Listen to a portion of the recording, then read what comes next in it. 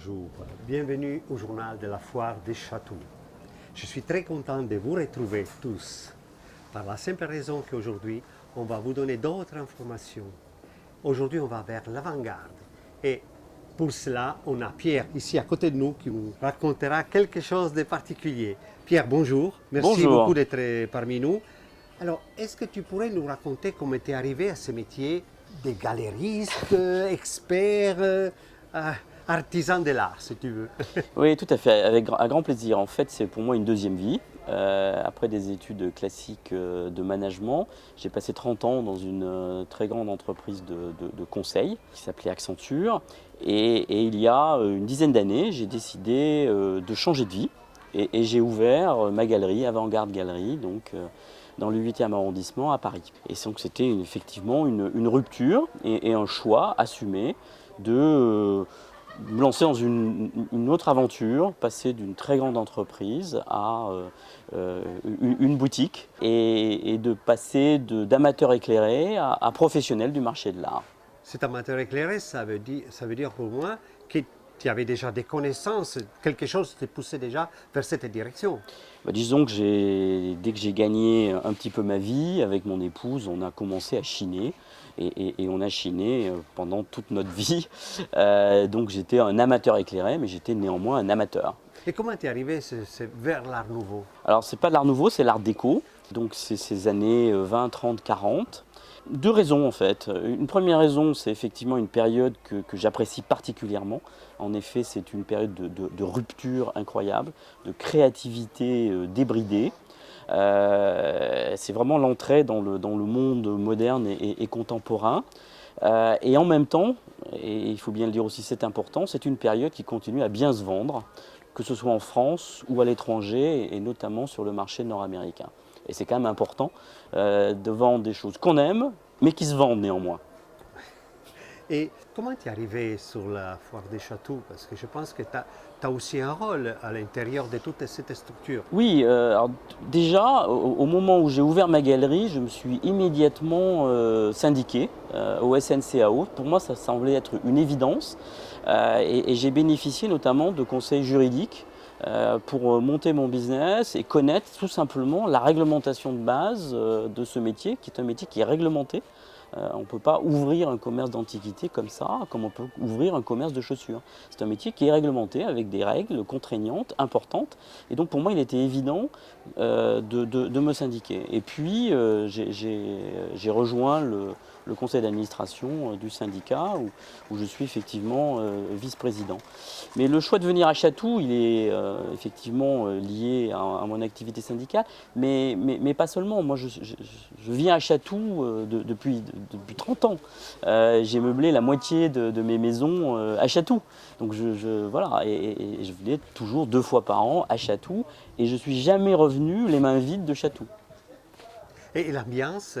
Alors il y a une ambiance très particulière, que ce soit en tant que client ou en tant qu'exposant. En tant que client, pour moi, c'est un lieu chaleureux, c'est un lieu festif. On vient pour voir de belles choses, et puis on vient pour manger, boire un coup avec des amis. Donc c'est un lieu éminemment convivial.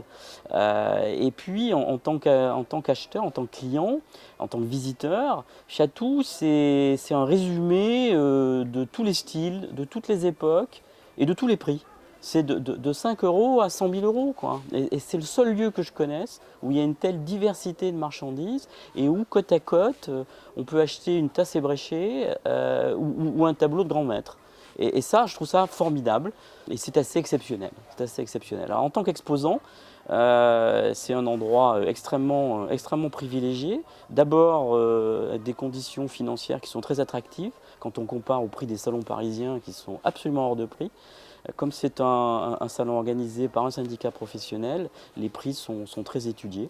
Donc ça c'est important, ça permet d'offrir de la marchandise à des bons prix.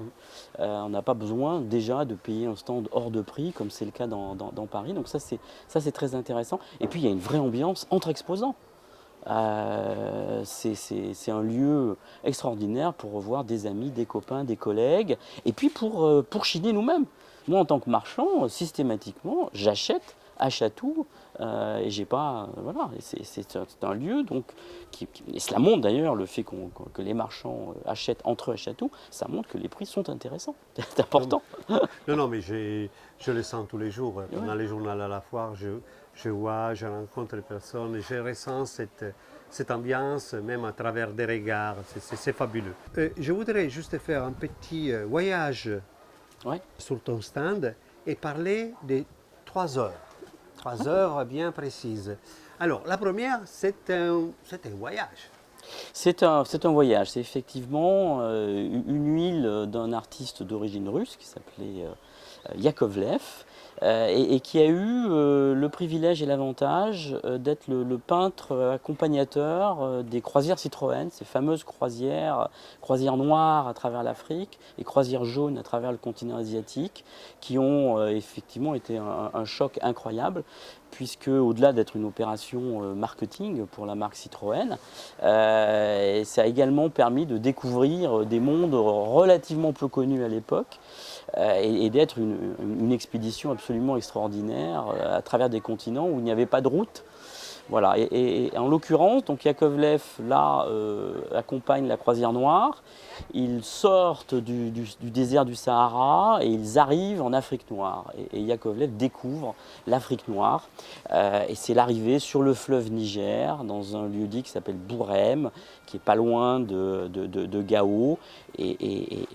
Et cette peinture donne toute la puissance d'expression de Yakovlev avec ses pêcheurs, probablement bozos, sur leur pirogue.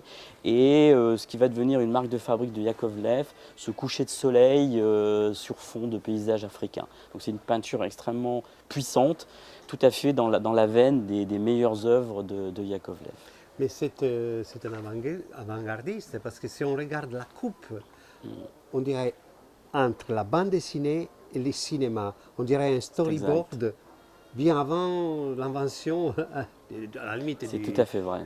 C'est tout ce qu'on fait aujourd'hui.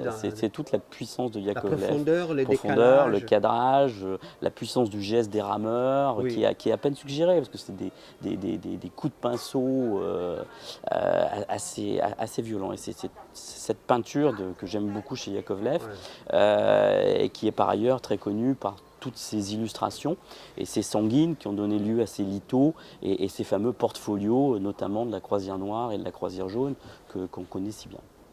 On va passer à la deuxième œuvre que tu nous présentes, c'est laquelle? Alors, la deuxième œuvre, c'est une huile de Paul Jouve. Donc, Paul Jouve est extrêmement connu par ses dessins et ses lithographies d'animaux. C'est le peintre animalier le plus connu de la période Art déco. Et là, donc, j'expose une œuvre rare, puisque c'est une huile, un grand format, d'un Touareg sur un chameau, avec une lumière absolument incroyable et une œuvre effectivement assez exceptionnelle de Paul Jouve, qui a effectivement a marqué cette période Art déco, à la fois en tant que peintre d'animaux, notamment africains, et puis de peintre orientaliste. Hein. Et c'est un de ces peintres voyageurs qui a marqué cette période. Mais justement, on le remarque à travers les traits. C'est un dromadaire. Hein. C'est un dromadaire. On voit vraiment bien les positions de la tête et du museau aussi est particulier parce qu'il faut savoir le dessiner. Tout à fait. Puis c'est ce qu'on appelle un dromadaire baraquant, selon l'expression. Et maintenant, tu vas par contre nous faire découvrir une femme exceptionnelle. Voilà, donc là on revient en Europe, et on revient plus exactement en Grande-Bretagne, avec une huile d'un excellent peintre, Martin Cavell, peintre français, qui a peint dans sa jeunesse une personne qui est devenue très connue, Lady Astor. Elle est plus connue évidemment de nos confrères britanniques qu'en France, mais c'est une personnalité, puisque elle est devenue la première députée femme britannique.